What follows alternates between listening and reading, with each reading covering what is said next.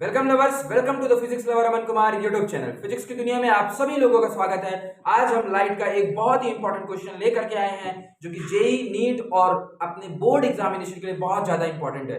Board examination में इसके आने की जो प्रोबेबिलिटी है वो 95% से ज्यादा है, मतलब इसके आने के चांसेस बोर्ड में बहुत ज्यादा है इस साल। चलिए स्टार्ट करते हैं। ये फॉर्मूला है हमारे पास 1/f is equal to mu minus 1 into 1/r1 minus 1/r2। इसे अपन बोलते हैं लेंस मेकर फॉर्मूला और इसे हमें डिराइव करना है। तो दो सरफेसेस है हमारे पास, तो हमने ये दो सरफेस वाला एक लेंस बना दिया। ठीक है, इधर ए हो गया, इधर बी हो गया, इधर ए डैश हो गया, इधर बी डैश हो गया। और हमारे पास ये ऑब्जेक्ट यहाँ रखा हुआ है। जब हम ये ऑब्जेक्ट इस पे रे भेजेंगे, जब मीडियम चेंज होगा तो ये ऐसे हो जाएगा।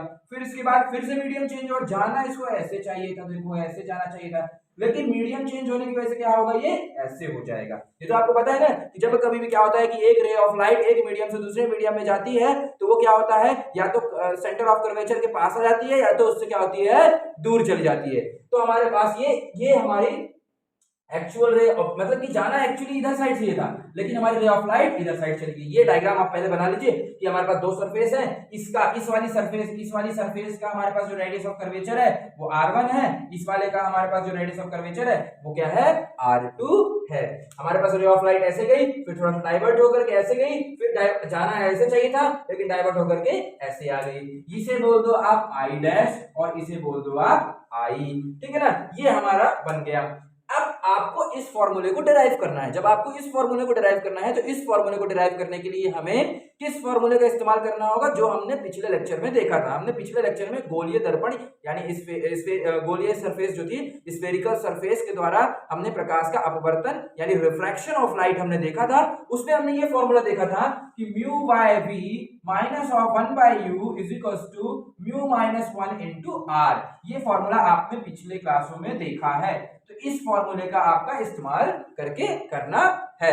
तो सबसे पहले आप लिख लीजिए, लेट अस कंसीडर, लिखिए सभी लोग, लेट अस कंसीडर। हमने जो जो इस डायग्राम में माना है उसे मान लेते हैं पहले, है ना। तो लेट अस कंसीडर हमने क्या माना है बताइए, टू सरफेस, मतलब हमने माना है two surfaces, two spherical surfaces. हमने टू स्फेरिकल सरफेस लेंस माने, सरफेसेस बोल दो, सरफेसेस बोल दो, स्फेरिकल सरफेस लेंस बोल दो, है ना। तो लेंस माना है क्या क्या, हैविंग ए बी एंड क्या माना है, ए डैश बी डैश, है ना। और P इज ऑब्जेक्ट, P क्या है हमारे पास, ऑब्जेक्ट है।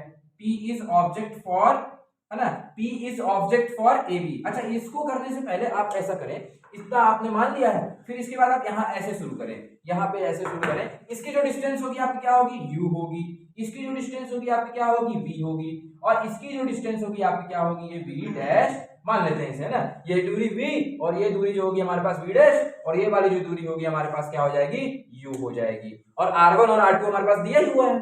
आपको ध्यान देना है इस बात को कि अच्छा एक चीज और, इसके अंदर का जो हमारे पास अपवर्तनांक है, तो मतलब कि हमारे पास जो रिफ्रैक्टिव इंडेक्स है वो कितना है, हमारे पास म्यू है, और इधर एयर है तो इधर का कितना होगा, 1 होगा। यहां तक आई थिंक आपको पूरी तरह से समझ में आ गया होगा।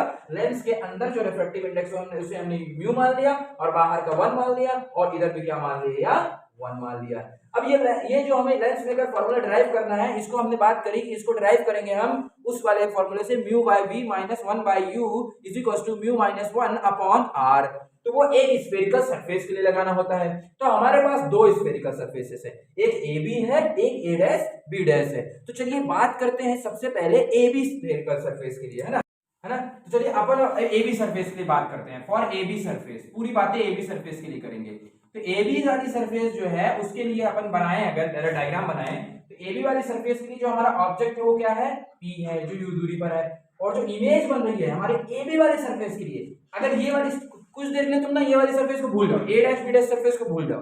अगर ए डैश बी डैश सरफेस नहीं होती तो जो ए बी ये वाली रेखा जा रही थी, वो रेखा जा करके कहां मिल रही थी, यहाँ पे मिल रही थी, आई डैश पे मिल रही थी, अगर ये वाली सरफेस नहीं होती। तो जो इसकी इमेज बन रही है वो कौन सी बन रही है, आई डैश बन रही है बी डैश दूरी पर, और जो इसका रेडियस ऑफ कर्वेचर दिया हुआ है वो r1 दिया हुआ है। तो चलिए हम लिख लेते हैं, जो इसके लिए हमारे पास जो ऑब्जेक्ट होगा वो क्या है, P है, जो कितनी दूरी पर रखा हुआ है, U दूरी पर रखा हुआ है। और जो इसकी इमेज बन रही है, हमारे पास इमेज जो बन रही है वो I डैश है, जो कितनी दूरी पर रखा हुआ है, B डैश दूरी पर रखा हुआ है। और सेंटर ऑफ कर्वेचर यानी रेडियस ऑफ कर्वेचर जो है इसकी, वक्रता त्रिज्या जो है इसकी, है ना, रेडियस ऑफ कर्वेचर जो है इसकी, वो कितनी दी हुई है रेडियस ऑफ कर्वेचर?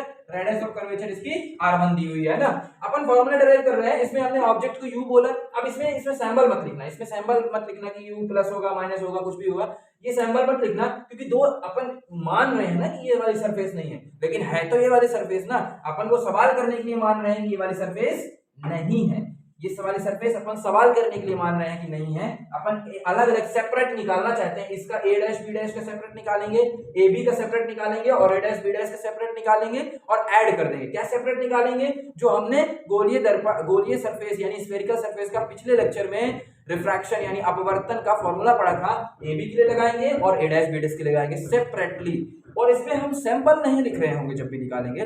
क्यों नहीं लिख रहे होंगे? इसलिए क्योंकि दोनों सरफेस है, एक सरफेस बस होती तो सैंपल लिखते, लेकिन यहाँ पे दोनों सरफेस है, इसलिए हम दोनों सरफेस को मानते हुए सैंपल नहीं लिखेंगे। तो फॉर इसके लिए अगर हम अप्लाई करेंगे, अच्छा इसकी म्यू की वैल्यू लिखते चलो, म्यू की वैल्यू भी तो लिखना होगा अपने को।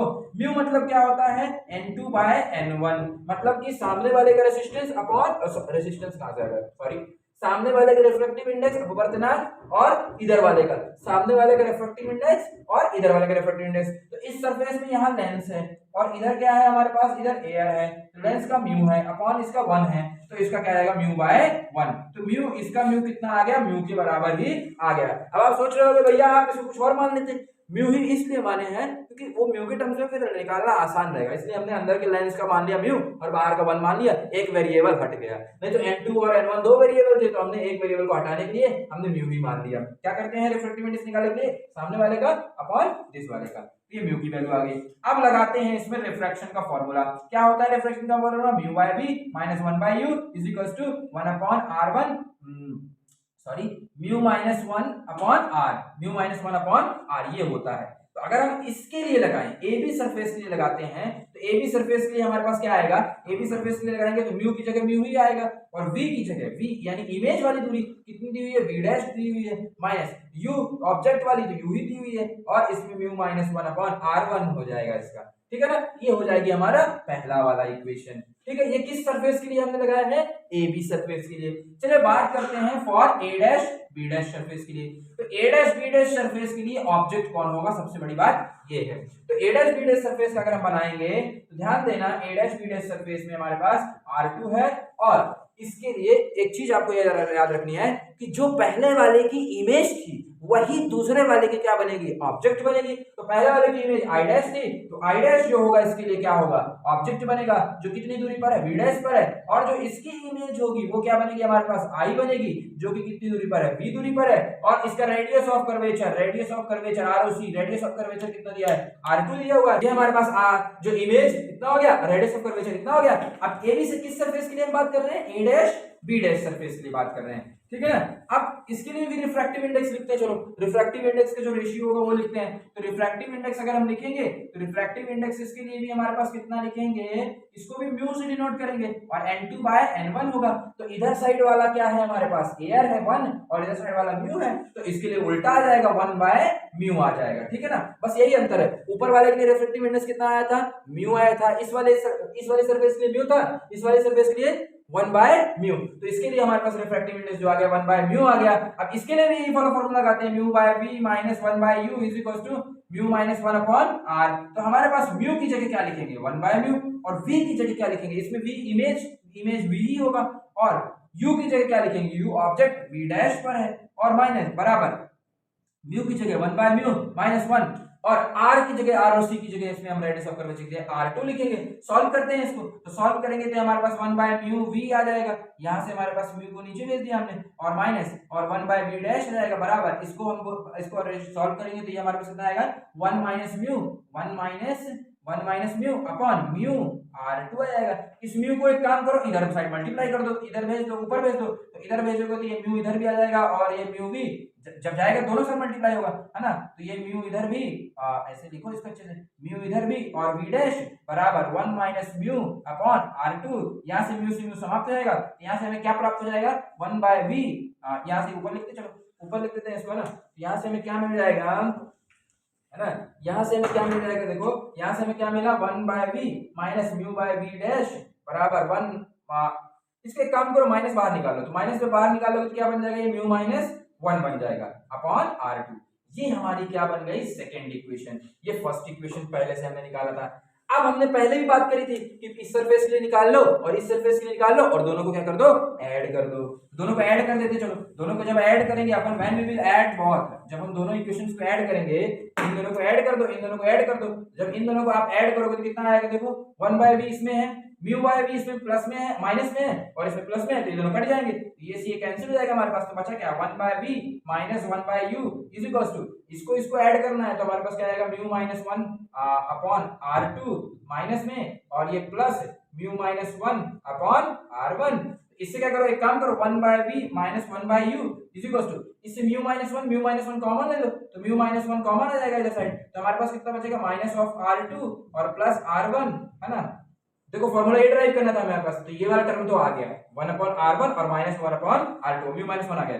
अब इसकी जगह 1/f लिख सकते हैं, हम जानते हैं कि 1/f लेंथ का फॉर्मूला होता है 1/v माइनस 1/u, तो लेंथ ये जानते हो ना आप लोग पढ़े होंगे, ये वाला फॉर्मूला याद होगा आप लोग को कि ये लेंस का फॉर्मूला होता है हमारे पास, लेंस का फॉर्मूला होता है ना, लेंस फॉर्मूला होता है ना 1/f is equals to 1/v minus 1/u। तो इसकी जगह अपन क्या लिख देंगे, 1/f लिख देंगे, तो 1/f mu minus 1 into 1/R1 minus 1/R2। इस तरह से हम लेंस फॉर्मूला को, लेंस मेकर फॉर्मूला को डिराइव कर लेंगे। क्या करना होता है, दो सरफेस होती हैं, एक सरफेस के लिए पहले निकाल लो स्फेरिकल फॉर्मूला जो mu by v minus 1/u is equals to mu minus 1 upon R1 जो हमने अपॉन R जो हमने सीखा था। तो पहले इस सरफेस के लिए निकाल लो, फिर इस सरफेस के लिए निकाल लो और दोनों को क्या कर दो, ऐड कर दो। अंतर किसमें आता है, इस सरफेस के लिए जो रिफ्रैक्टिव इंडेक्स होता है, वो कितना आता है हमारे पास, इधर वाले का डिवाइड बाय इधर यानी म्यू बाय 1 यानी म्यू आता है। और इसके लिए जो AB सरफेस है उसके लिए ऑब्जेक्ट कौन होता है, P और इमेज कौन होता है, I डैश। फिर इस वाली सरफेस के लिए ऑब्जेक्ट कौन होता है, I डैश और इमेज कौन होता है, I। और इस वाली सरफेस के लिए हमारे पास जो रिफ्रैक्टिव इंडेक्स होता है वो कितना आता है, 1/म्यू आता है। वो रख करके हमने दो निकाल लिए और दोनों क्या कर देंगे, ऐड कर देंगे। जैसे ही दोनों को ऐड कर देंगे, दोनों को ऐड करने के बाद क्या आ जाएगा हमारे पास, एक फॉर्मूला आ जाएगा, इसकी जगह पुट कर देना 1/f, तो 1/f is equals to mu minus 1 into 1/R1 minus 1/R2। ये बहुत ज्यादा इंपॉर्टेंट है, इसके न्यूमेरिकल्स भी आते हैं, इसलिए आप इस फॉर्मूला को डिराइव करना सीख जाइएगा और अंत में आपके फॉर्मूला जरूर रख दीजिएगा क्योंकि इससे बेस पर आपके न्यूमेरिकल्स आ रहे होते हैं। एक क्वेश्चन आपको करना है इसी पर based, an air bubble inside water which surface is convex behave as a concave lens, proof this statement. आपको ये प्रूफ करना है कि यदि हमारे पास क्या है कि एक एयर बबल है इनसाइड वाटर के अंदर हमने क्या किया कि वाटर है हमारे पास, पानी के अंदर एक एयर बबल चला गया, ठीक है ना, जिसका सरफेस क्या था हमारे पास, कॉन्वेक्स था। Behaves as a concave lens, पहले बाहर जब था एयर बबल था तो उसका सरफेस जो था वो कॉन्वेक्स था, पानी के अंदर जाने पर कॉनकेव हो जाता है। ये आपको प्रूफ करना है, तो कैसे प्रूफ करेंगे वो आपको इसी फॉर्मूले से प्रूफ करना है, करने ट्राई करिएगा, नहीं बनेगा तो मुझे मैसेज करिएगा, मैं आपको बता दूंगा। मिलते हैं नेक्स्ट वीडियो में, तब तक के लिए आप पढ़ते रहें और आगे बढ़ते रहें। Thank you lovers.